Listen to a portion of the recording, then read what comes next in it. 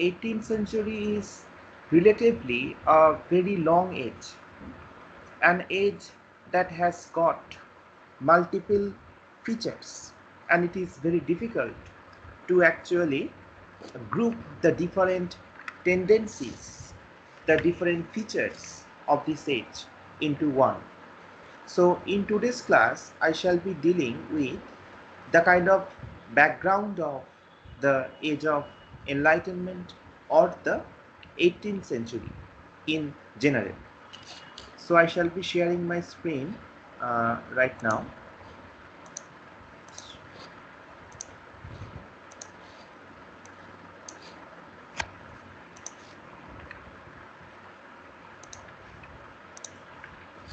Hope you can see it. So the 18th century literature's background, because you have been given an entire paper that discusses, that engages with the kind of 18th century literary texts. So it is expedient that you should have clear ideas that what these writers were attempting to do and what are the kind of important events that actually took place during the 18th century. 18th century generally it means the time from 1700, or you can take it from 1660 to the emergence of the Romanticism, that is 1798. Okay, so the period runs from 1660 towards 1789, or some writers prefer 1798. 1789 is the year when French Revolution happened, and 1798 is the year when lyrical ballads was published. So there are, at first, that I would like to discuss, that there are different nomenclatures for the 18th century, and in your SEC paper you have to write an essay. There might be a kind of topic on the 18th century literary trends, or you might get a question like, consider 18th century as an age of prose and reason, for 30 marks. So you need to have clear-cut ideas about the background of this age. Why is this age called an age of prose and reason? The tempers, the basic zeitgeist of this age. Okay, and what are the different nomenclatures? This is known as the age of enlightenment. In some books on history of English literature, you can find that that age is described as the age of enlightenment. Some literary historians have called it Neoclassical age. Some have called it age of reason. So there are different nomenclatures, and you can use any of them. But there are differences in terms of meaning, because enlightenment, basically a kind of European phenomena, that means the cultivation of reason. The basic motto of enlightenment was the cultivation of reason.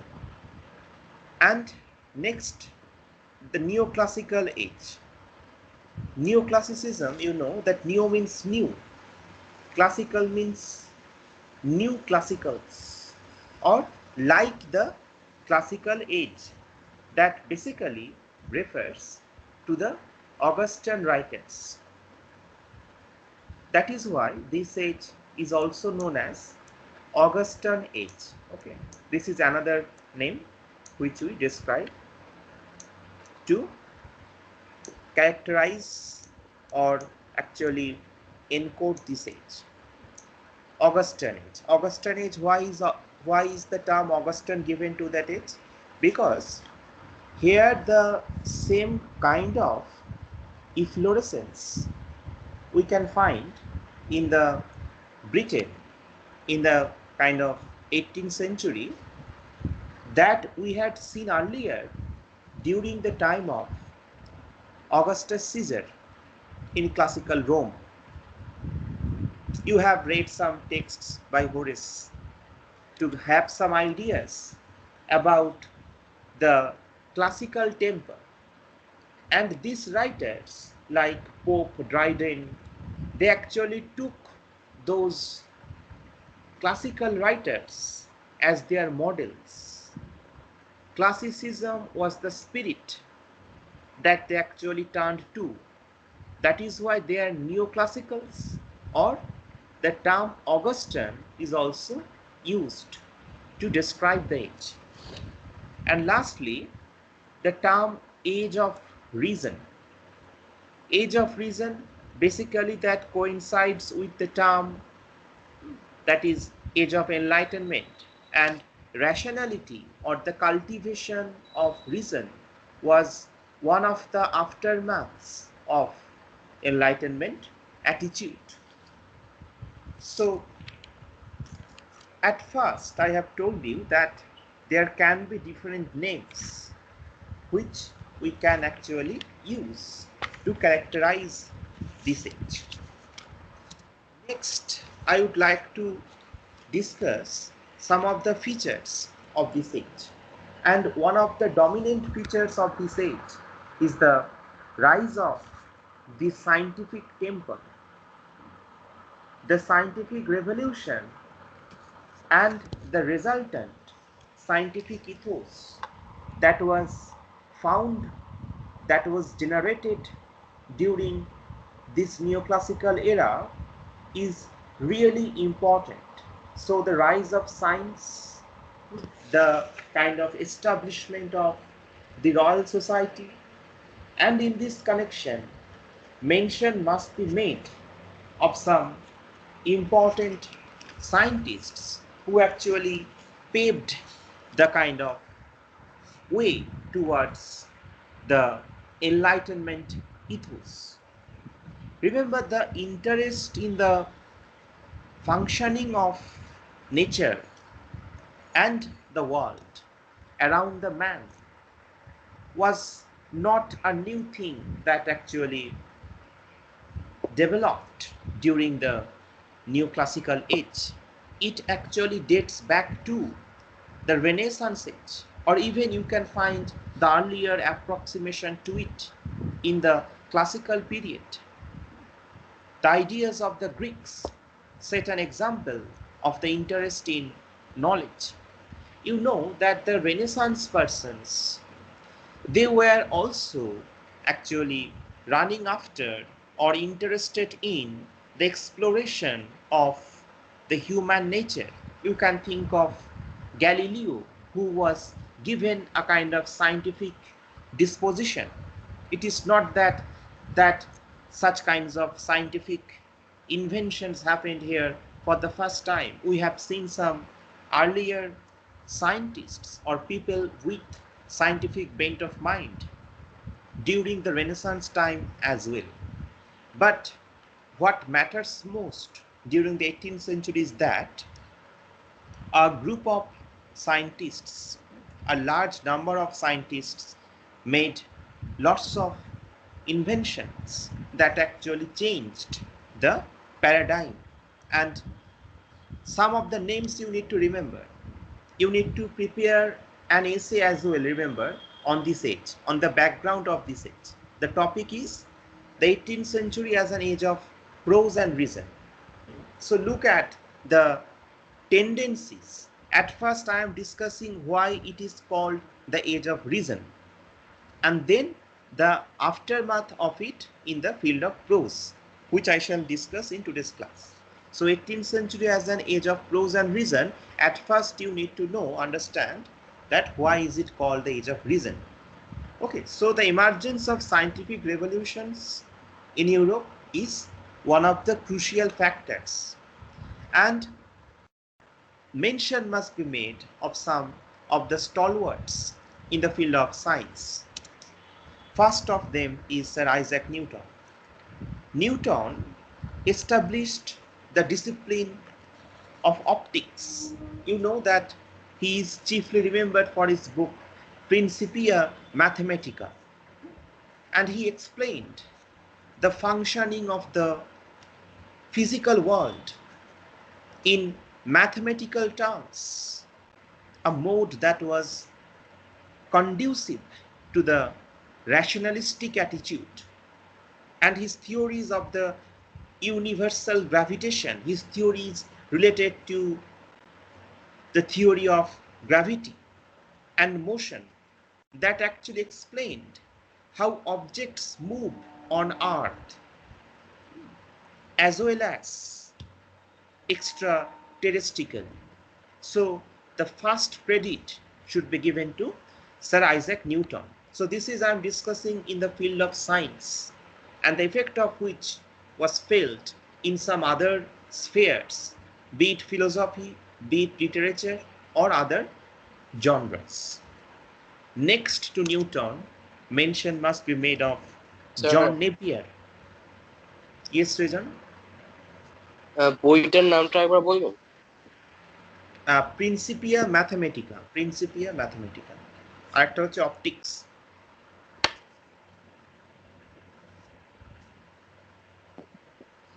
Next is John Napier. Okay. John Napier is a Scottish mathematician, and he invented, I'm not going into the much detailed discussions of the discoveries or the inventions that they actually made, and you need not remember as such, because you need to just link the kind of scientific temperament or the scientific ethos to the literary climate of that age. So John Napier, as I was discussing, was a Scottish mathematician. You can Google about them, you can search about them on the internet. And he invented the logarithm principle. He actually formulated this new principle, and it was instrumental in developing the modern decimal system. John Napier and then Henry Briggs. Okay, but Napier is the first person who is given the credit for introducing the logarithm principle in the field of science. Next to John Napier is a German person, a German mathematician, and also he is a philosopher. His name is Leibniz, Wilhelm Leibniz. He developed a kind of calculator.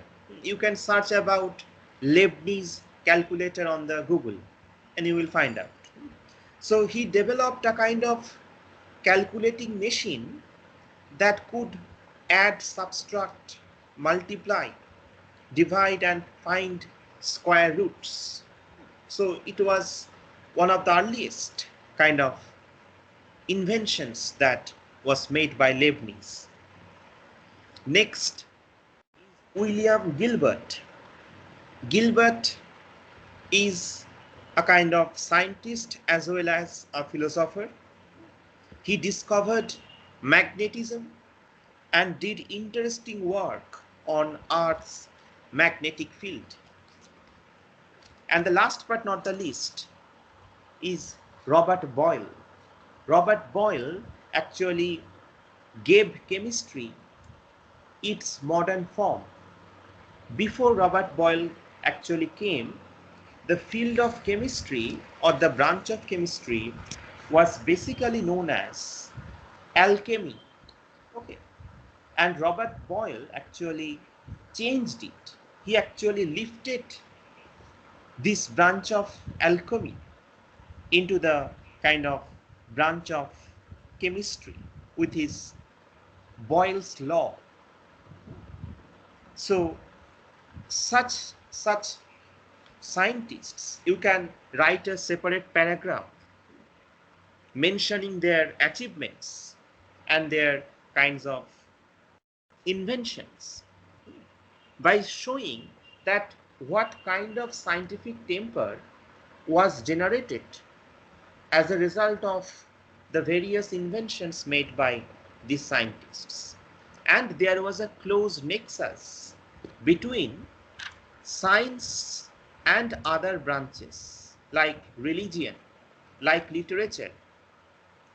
I told you that the epigraph of Sir Isaac Newton was written by no other than Alexander Pope. So even when you have read Pope's The Rape of the Lock, you have seen that how scientifically he describes the world. You can see the employment of Newtonian model of the play of colors, Vibgyor philosophy, to some extent in the second canto. And everywhere in this poem, not only in this text but in some other text written during this period, you can find the kind of distillation of this scientific temperament. Though Rape of the Lock is not a prose, it is a verse. But remember, during the 18th century, verse was not the predominant poetic form. Just as the Elizabethan age is the age of dramas, just as the Romantic age is the age of poetry. Similarly, 18th century is basically known for its prose. And in this semester you have to read some of the novels like Robinson Crusoe. You have to read some of the essays like the Spectator papers. So now you will have a broader overview, the attitude to the society at large, and the kind of utilitarian approach that the writers used to imbibe or inscribe in their literary works. So after describing the rise of the scientific temperament, and I also mentioned about the establishment of the Royal Society, what was actually a kind of scientific hub. Okay. So this is the first offshoot of this age, the emergence of scientific temperament. Next is the emergence of Enlightenment philosophy, which is directly connected to or related to the scientific temperament, because the temperament of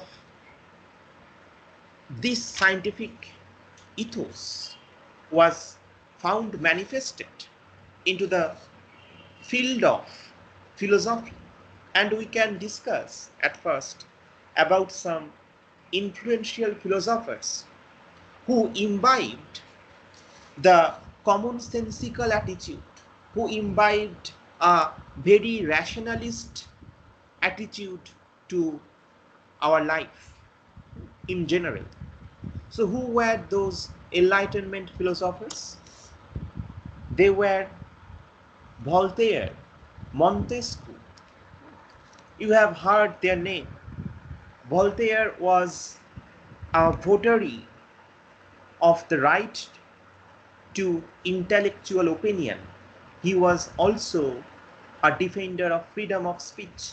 If you read Voltaire's philosophical letters, Voltaire was a French person, by the way, and Enlightenment is not actually a British phenomenon. It is a kind of European phenomenon. Okay, so I am discussing all those thinkers ranging from France to Germany, even to England.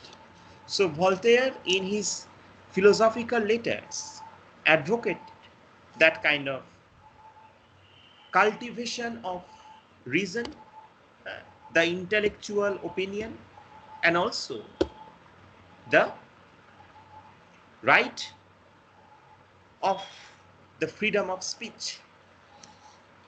Next is Montesquieu. Montesquieu's book is The Spirit of the Laws, which is a sociological as well as a political text. In that book, The Spirit of the Laws, Montesquieu actually discussed about the three forms of the government.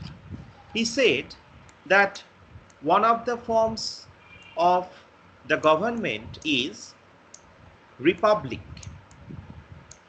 Okay, this is number one. Number two is monarchy. Okay, and number three is despotism. DESPOTISM.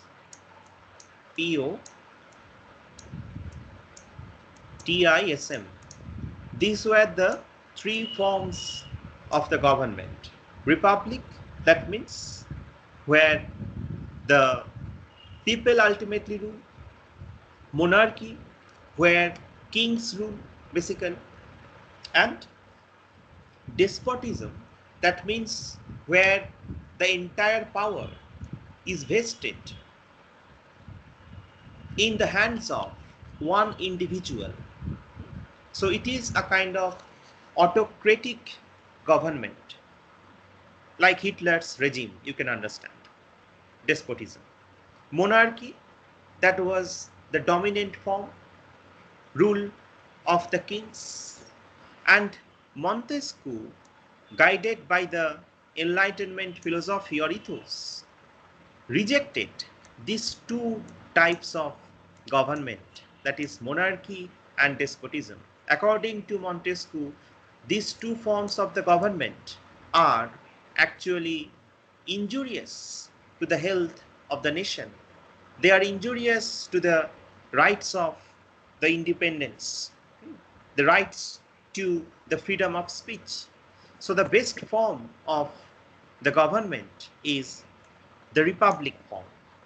And this is what should be done, what is said by Montesquieu. So he is the first person, Montesquieu, remember, to have proposed a threefold, a tripartite division of the government, that is executive, legislative, and judicial. So you can see that how the kind of wave of Enlightenment ethos was found manifested in different walks of life other than the scientific field. This is what happened in the French, Voltaire, Montesquieu, and the third thing, this is the project of encyclopedia.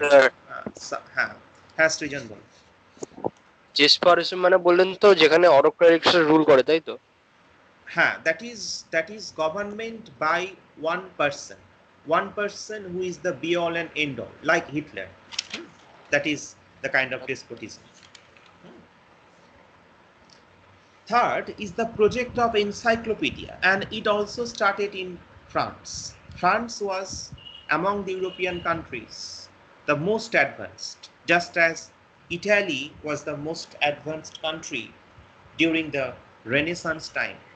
So most of the intellectual kinds of exercises were being made from France.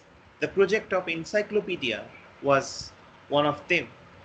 Nowadays you are familiar with Wikipedia, but remember, before internet came, we used to bank on the multiple volumes of encyclopedia. I think some of you have these multiple volumes of encyclopedia in your homes. Have you?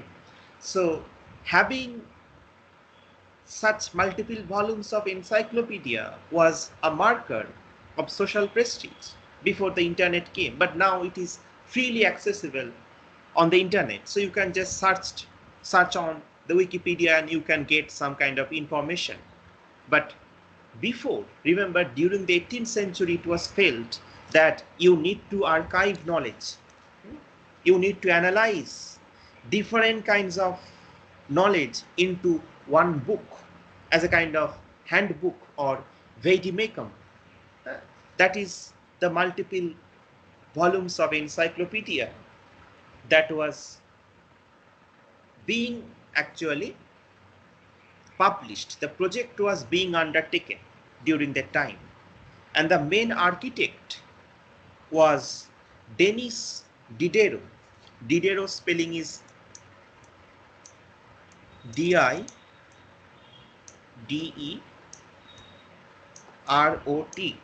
Diderot. So you can see that the the project of encyclopedia was the kind of another feature of Enlightenment ethos or philosophy. So next, the fourth person in this field is René Descartes.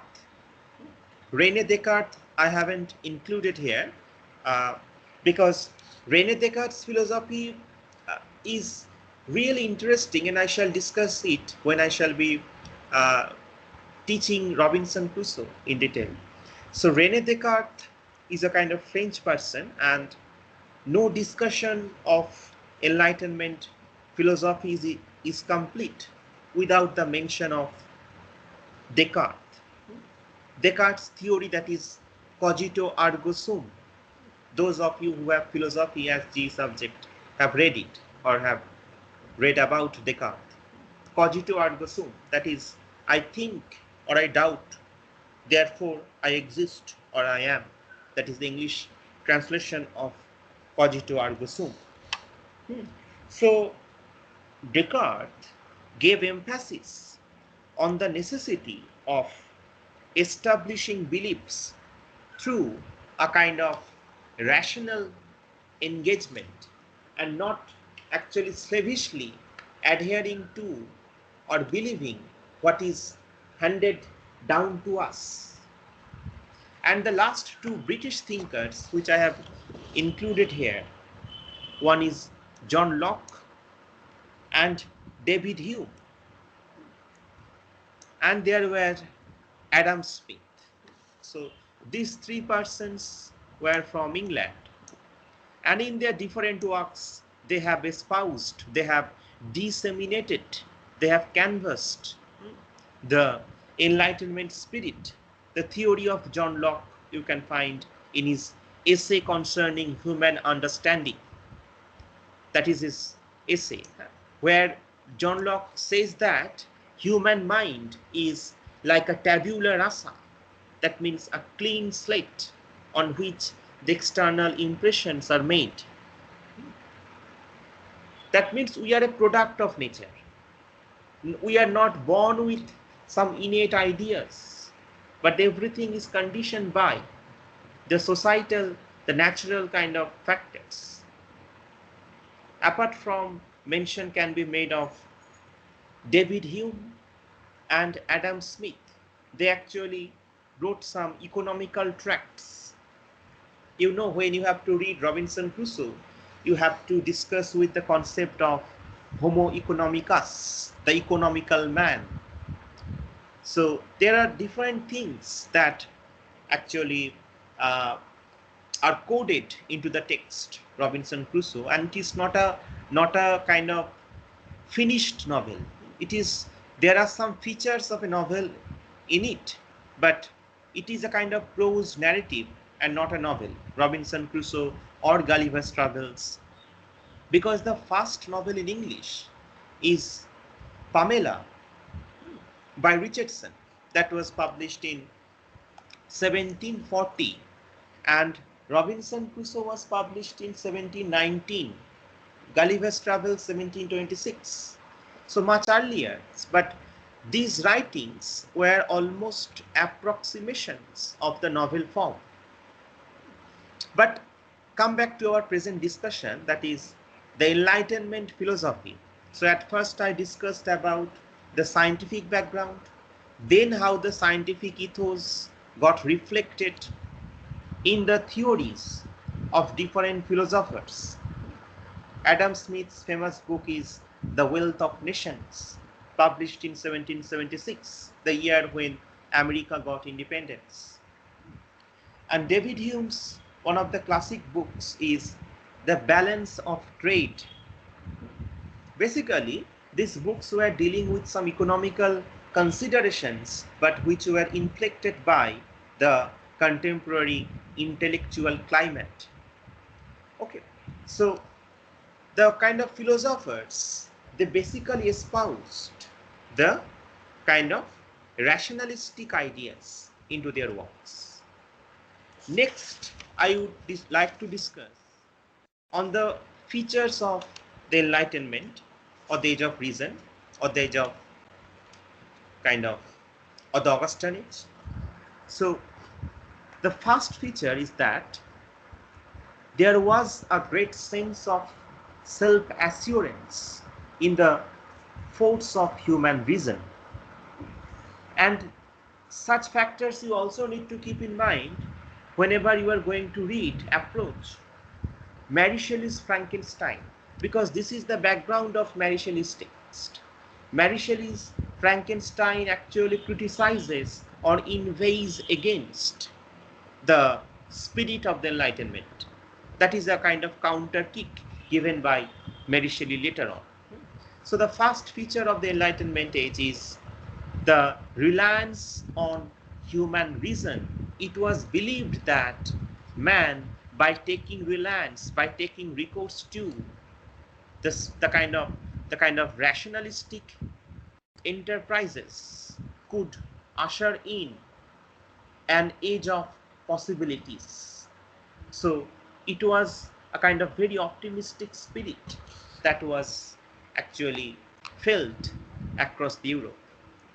Second feature is that they sought to unify and organize knowledge into one composite whole and felt that there was nothing in the world that could not be explained by reason.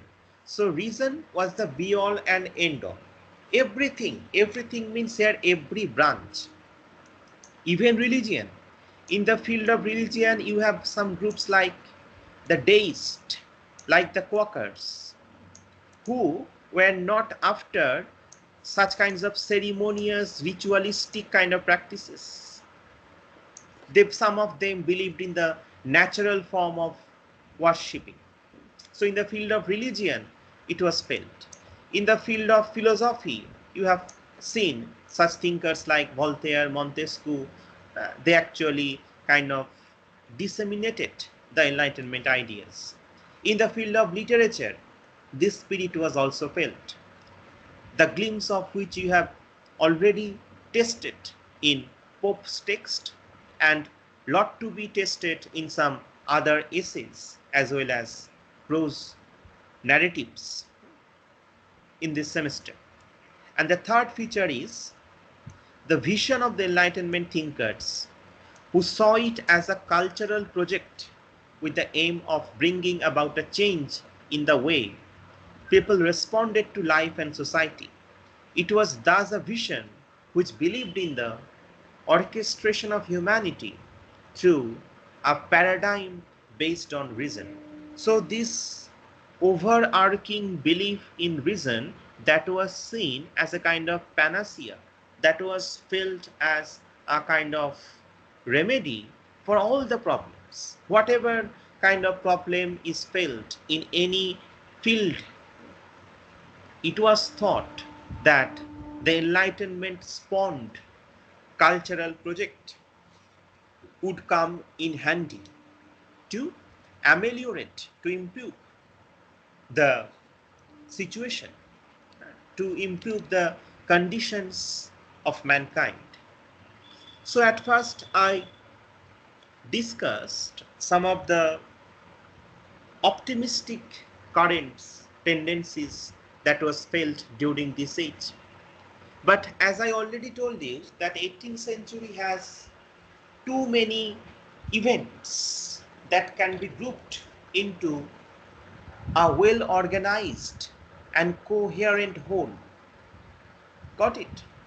So next I would like to discuss about the colonial enterprises. 18th century, which is often neglected, but remember 18th century was also the heyday of colonization. It was the rampant colonization that was undertaken by the European superpowers. For example, you can see the New England colonies like Massachusetts, Maine, and some etc. Some other names are also given here. And I have mentioned some of the important events here, like death of Aurangzeb. So that happened in 1707. The death of Aurangzeb, that that is connected to the decline of the Mughal Empire in India, and with the fall of the Mughals, who were chiefly benefited,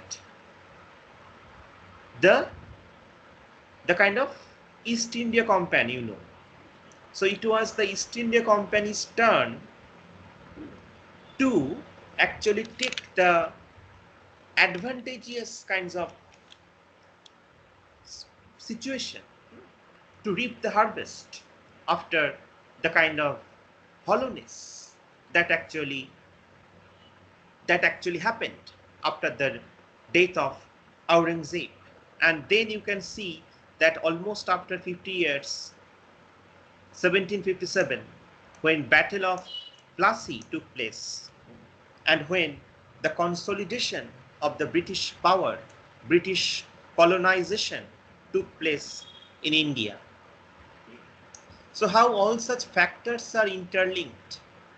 And you can also see some other factors, like in 1709, a discovery was made by Alexander Selkirk.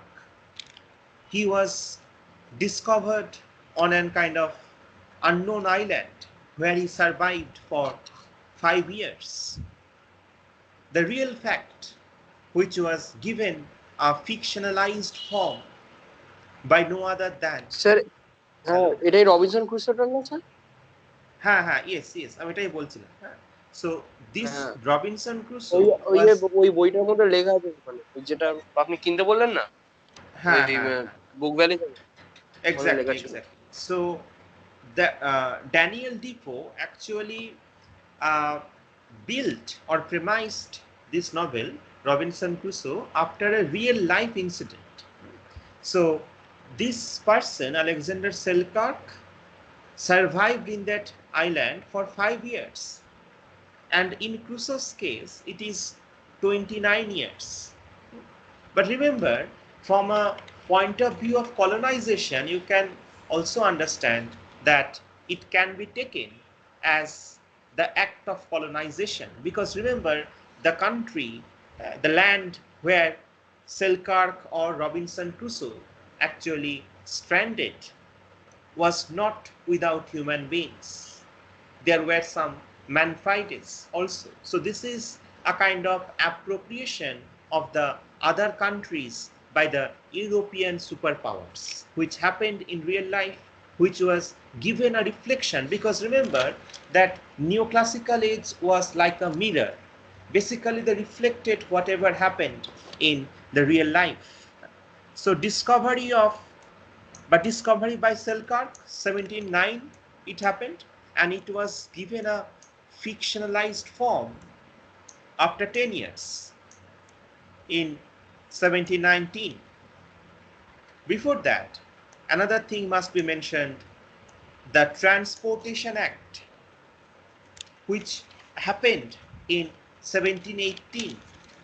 Transportation Act means here the British convicts were being transported to the United States of America or to the Caribbean islands, or what you call West Indies. You can think of Mole Flanders, written by Daniel Defoe, that is used, where Defoe has used these kinds of acts of transportation to USAs. So colonization or the colonial enterprises was a significant step. And you know that America got independence in 1776. That is towards the end of the Age of Enlightenment, when the romantic temper was already there, when the people were fighting for liberty, when people were fighting for that kind of democracy, etc.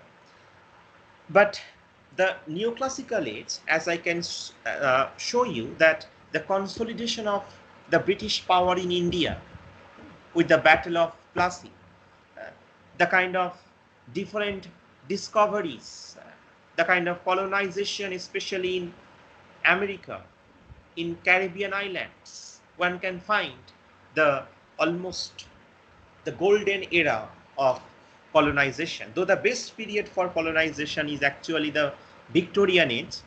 When I shall be dealing with the background of Victorian age, I shall again come back to this discussion, the colonial enterprises up to the Victorian era. And in the next semester, when you have to read modern age and some modern texts, there I will tell you that the breakdown or the collapse of the colonizing enterprises with the emergence of modernism.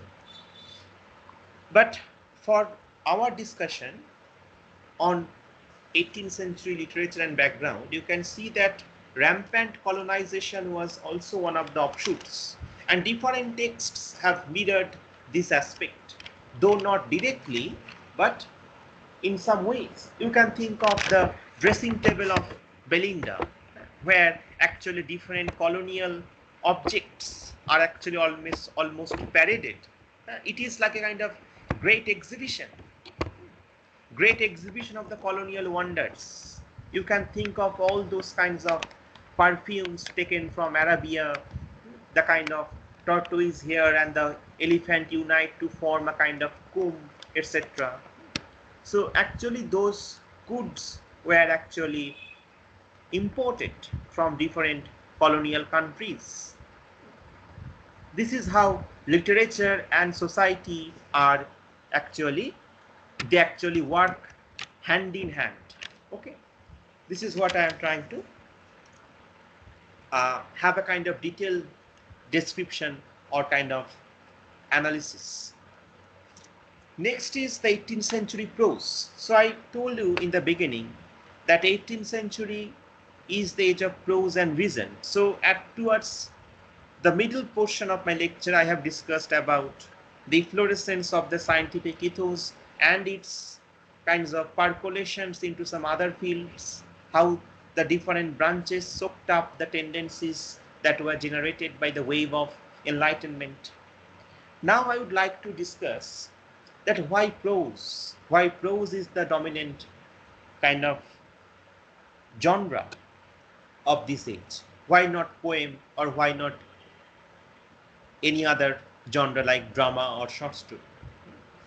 You know that when you are too much guided by rationality, when you are too much guided by reason, you tend to be very prosaic, because for writing poetry you need to have some emotions. But whenever you are thinking, you are judging everything against the yardstick of reason, then remember, you will write prose and not verse or drama. Because here, in the field of prose, the scope of imagination is generally not needed. If you want to write a poem or a drama, you need to have that imaginative bent of mind, the resplendence of that imaginative insight, which is a precondition to that. And now, 18th century prose that has lots of varieties, which I am going to discuss. You have some of 18th century writings in your syllabus: Spectator Papers, 2 essays, and Crusoe's kind of text. That is the kind of one of the kind of best works written during this time. So there were some varieties, subdivisions of 18th century prose. The first is the category of pure prose, one of them being the periodical essays. You have 2 periodical essays, Sir Roger at Church, Sir Roger at Home, written by Addison. So they were spectator papers. You know that 1709 1709, when the first major periodical was published in England. The name is Tatler, the Tatler. It was published regularly by a person called Richard Steele. But after having a run for 2 years, it got discontinued, and a new paper was published. Hello, some noise is there. Do you have any question? Who is it? Hello sir. হ্যাঁ, শোনা বলো। Sir বলছিলাম যে এখন আমার কলেজের ইয়েটা start হয়ে গেছে, লেকচারটা। আচ্ছা আচ্ছা, ঠিক আছে, তুমি তাহলে এ করো। হ্যাঁ, you can leave and I will have the recordings and we'll put it on the YouTube. So sir মানে স্যার আজকের রেকর্ড কখন নেব? আমি খালি পরে দিয়ে দেবো, ক্লাস হয়ে গেলে আমি দিয়ে দেবো। হ্যাঁ, গ্রুপে দিয়ে দেবো।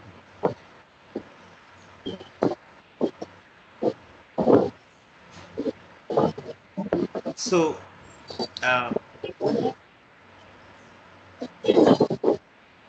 mute yourself, Shona, or who is it?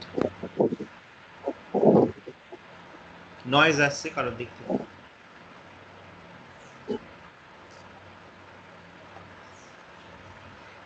So after the kind of discontinuation of the Tatler in 1711, Steele was helped by Joseph Addison, and the Spectator came out.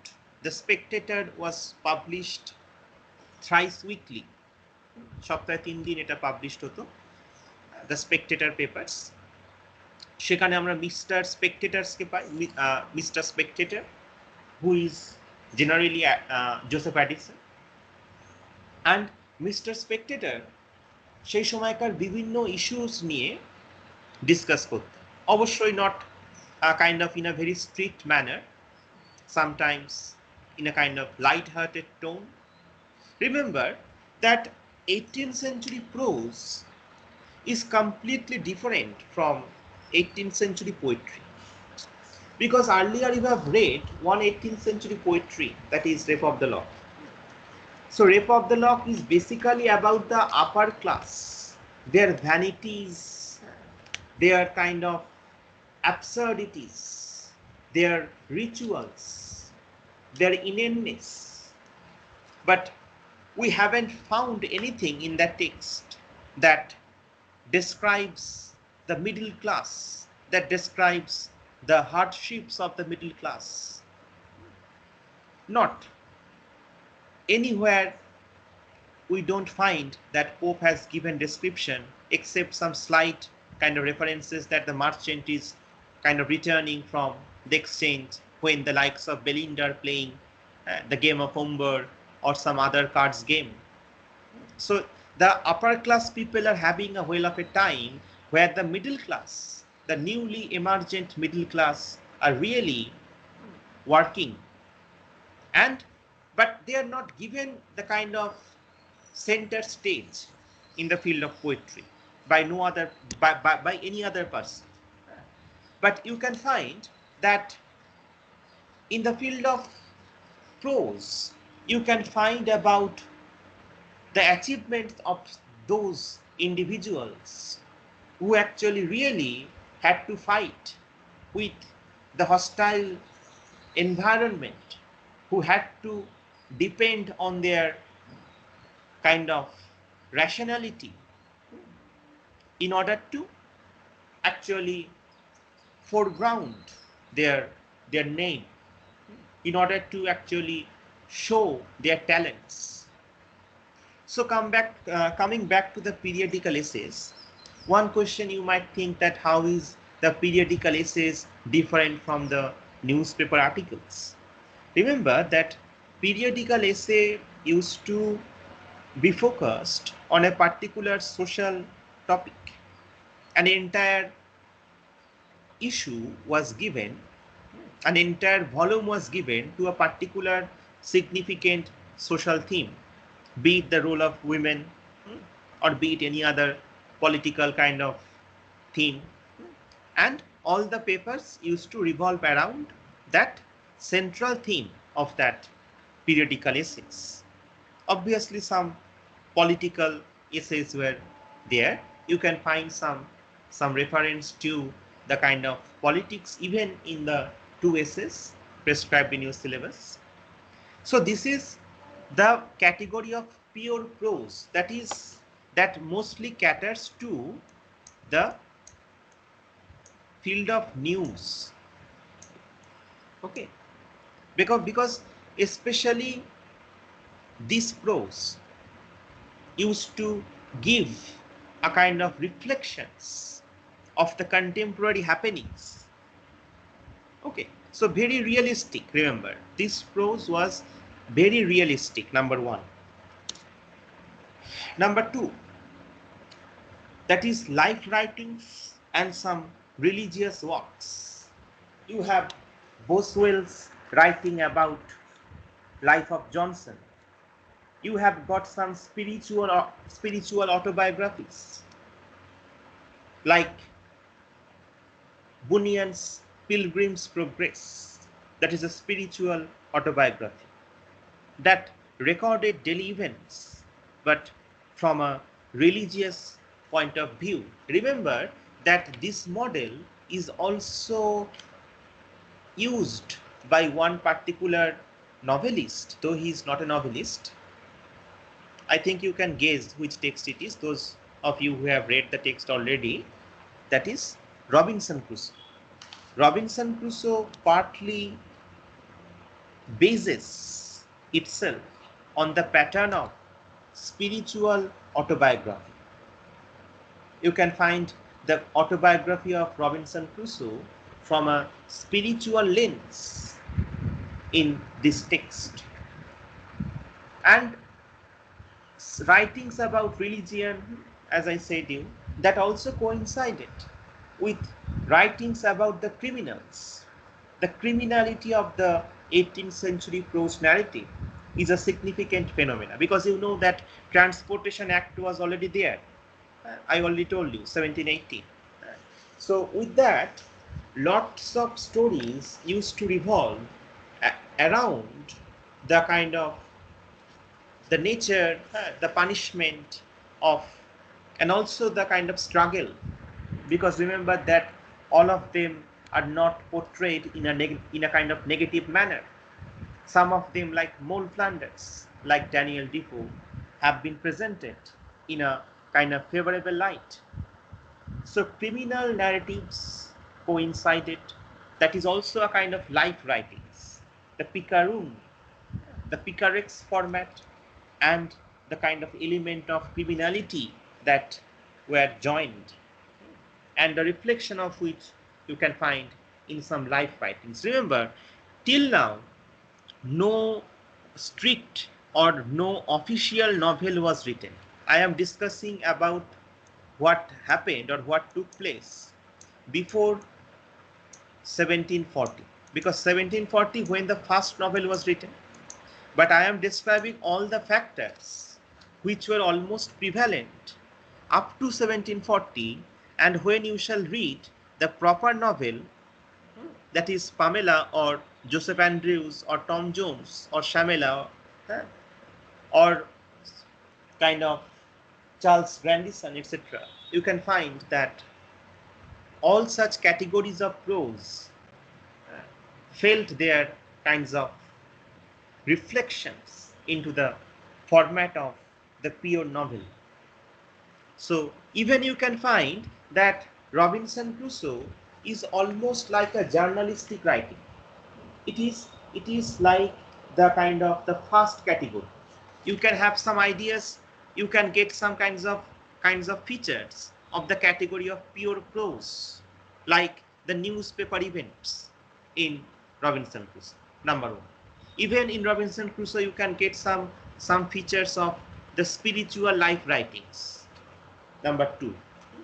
So you can find that all the features were already kind of utilized by the writers in a way that is really exquisite. The third type,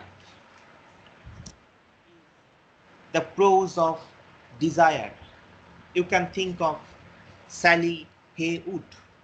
Heywood spelling is Heywood.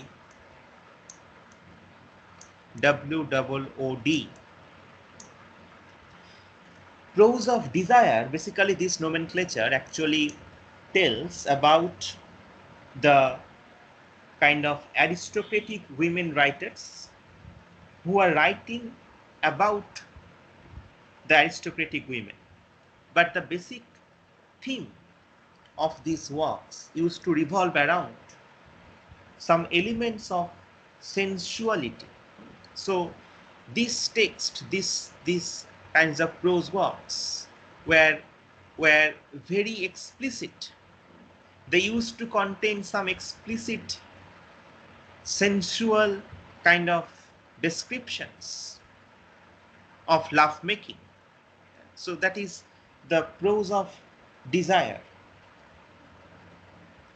Next is some critical works. Critical works like, you can remember John Dryden's Origin and Progress of Satire. You can find Pope's Essay on Man, Johnson's Lives of Shakespeare, etc. That is basically the literary criticism. Criticism about some other works of the stalwarts. That is number 4. Fifth and the last category is some prose satires. What is it? This is a completely new genre that developed during this time. We have already known about the verse satires. আমরা সেই হোরেসের সময় থেকে আমরা যে verse স্যাটায়ারের জন্ম দেখতে পাই, which we have read. But these satires were not written in verse, but they were written in prose. The best example being Jonathan Swift's The Gulliver's Travels. The Gulliver's Travels is actually a parody of the travel narrative. এটা এই যুগের থেকে 100 বছর এগিয়ে থাকা একটা text, Gulliver's travels. Gulliver's ট্রাভেলসে Jonathan Swift সেই যুগের যে ডমিনেন্ট টেন্ডেন্সি সেগুলোকে তিনি সমালোচনা করছেন। Jonathan Swift is ridiculing or mocking at the basic features of the Age of Enlightenment. That is why it was not so popular at this time. But now we people find it very kind of interesting to read rather than all those other kinds of too much cerebral literary texts. But I am giving you some info about Gulliver's Travels. You have to read it in your masters. So Gulliver's Travels actually showcases in the third part a kind of Academy of Lagado that is a caricature of the British Royal Society. Because in that Academy of Lagado, some scientists are engaged in some weird, some kinds of experiments. যেমন কয়েকটা তাদের যে kind of উদ্ভট invention সেগুলো শোনো। একটা ছিল হচ্ছে যে they were trying to extract sunlight from cucumber, শশার থেকে কি করে সূর্যের আলো পাওয়া যায়। বা ধরো আরেকটা ছিল হচ্ছে যে how to turn human excrement into the original food. হ্যাঁ, so it is very funny. But এর মাধ্যমে তিনি অ্যাকচুয়ালি স্যাটারাইজ করছেন যে এই টু মাচ কাল্টিভেশন অফ রিজনটা। ইভেন দ্য হুইনামস, যারা গালিভার্স ট্রাভেলস পড়েছো, নট দ্য ওই শর্ট এন্ড ভার্সন, সেখানে লাস্ট পার্টটা থাকে না, because some adult kind of messages are there in the third and fourth book. So generally যেটা children's addition বলে পাওয়া যায় যে অফ গালিভার্স ট্রাভেলস, সেখানে শুধুমাত্র প্রথম দুটো খণ্ড পাওয়া যায়, Lilliput and Brobdingnag. But the third and fourth book, সেটা খুবই ইম্পর্টেন্ট প্রথম দুটোর থেকে, যেখানে আমরা একাডেমি অফ ল্যাগাডো বা তোমার হুইনামসদের সম্পর্কে পাই দেখতে, স্ট্রালবার্গসদের সম্পর্কে দেখতে পাই, এরকম বিভিন্ন ব্যক্তিরা আছেন। যাই হোক সেগুলো আমি ডিটেলস যাচ্ছি না এই মুহূর্তে, প্রয়োজনও নেই। So in the fourth book you have a kind of creature who are known as the Houyhnhnms. Houyhnhnms are actually horses. The horses symbolize the kind of rational man, and ultimately Gulliver took these horses as his role model. But that was not the role model of Jonathan Swift. Swift and Lemuel Gulliver are different persona. Though Gulliver ultimately totally accepted the rationalist kind of enterprises and he started hating the Yahoos at the end of the text, we find that actually Swift is actually caricaturing the kind of rationalistic enterprises of that age. And Gulliver's Travels also contains lots of innuendos, lots of kinds of satirical digs at the kings of different countries, even England. Even Robert Walpole was criticized to some extent in this text.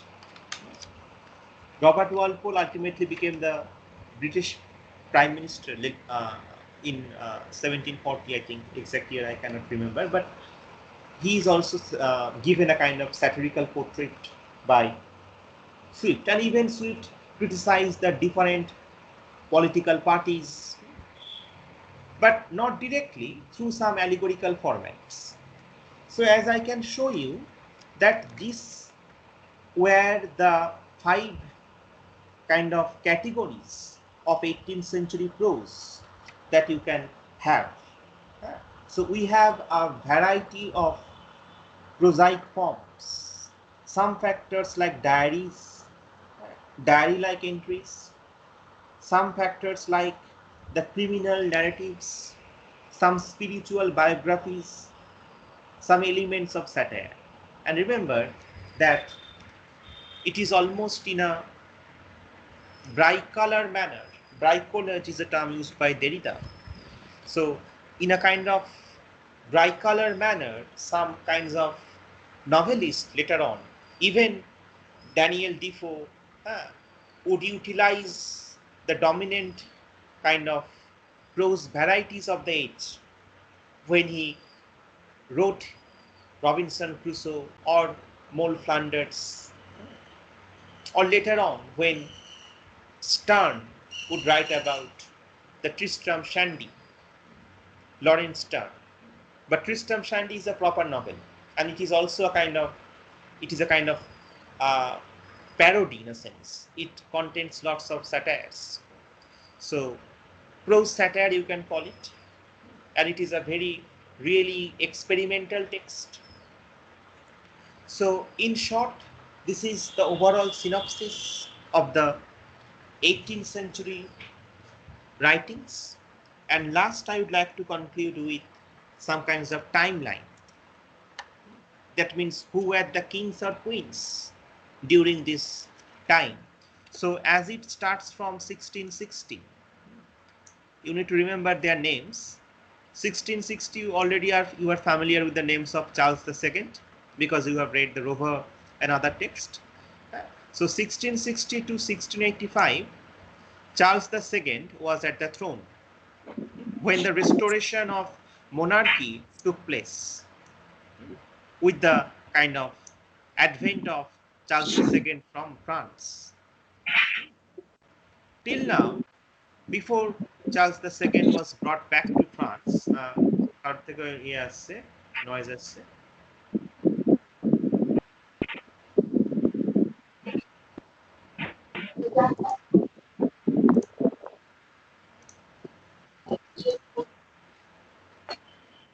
who has got his microphone on?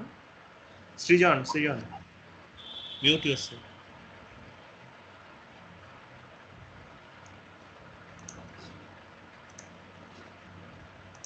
আচ্ছা, তো Charles the second সম্পর্কে তোমরা already জানো। তার সময়কাল হচ্ছে 1660 to 1685। He was A Protestant. তারপরে আসছেন হচ্ছে একজন Catholic king, James the second. তিনি দেখো খুব কম সময় ছিলেন, 1685 to 1688। তারপরে আসছেন হচ্ছে তারই মেয়ে, but she was not Catholic but Protestant, Mary the second. এবং সেই সময় হচ্ছে 1688 হয়েছিল হচ্ছে তোমার গ্লোরিয়াস রেভলিউশন, কোনো রকম রক্তপাত ছাড়া কাইন্ড অফ সিংহাসনের চেঞ্জ হয়েছিল, এবং যেখানে James the second submitted when Mary and her husband William, kind of William the Third, actually came and occupied the British throne. So they ruled from 1689 to 1702, and then Queen Anne was at the throne. You have already read about Queen Anne's kinds of features when you have read The Rape of the Lock, because it was written during the era of Queen Anne, 1712, when the first volume of The Rape of the Lock was published. And so this is the house of the Stuarts up to 1714. And when Queen Anne died, she was without any male heir. তখন ডাইনেস্টিটা যায় হচ্ছে হ্যানোভার্সদের হাতে, একটা German রাজবংশ, but তারা যেহেতু Protestant ছিল তাদেরকে নিয়ে আসা হয়েছিল, এবং বহু বছর পর্যন্ত এই হাউস অফ হ্যানোভার্সরা হচ্ছে সেখানে রাজত্ব করে গেছে। দেখো অলমোস্ট ফর কতদিন হচ্ছে এখানে, 1714 থেকে প্রায় 1837 অবধি। সো সেখানে আমরা যারা পাচ্ছি হচ্ছে George the first, George the second, George third, fourth and last হচ্ছে উইলিয়াম, 1837 পর্যন্ত। হ্যাঁ, এর মধ্যে কিন্তু রোম্যান্টিক এজটাও আসছে, কারণ দেখছো যে রোম্যান্টিক এজ মানে তোমার জর্জ দ্য থার্ডের আমল থেকে প্রায় শুরু হচ্ছে, তার 1789 মানে এই সময়ের মধ্যে পড়ছে, থেকে 1837 পর্যন্ত হচ্ছে romantic age, that is from the literary point of view. আর যদি আমরা কিংস এবং কুইন্সদের কথা দেখি তাদেরকে আমাদের মনে রাখতে হবে। হ্যাঁ, এবং 1837 থেকে তো নিশ্চয়ই জানো যে কে আসছেন সিংহাসনে। After 1837 who comes? এনিওয়ান?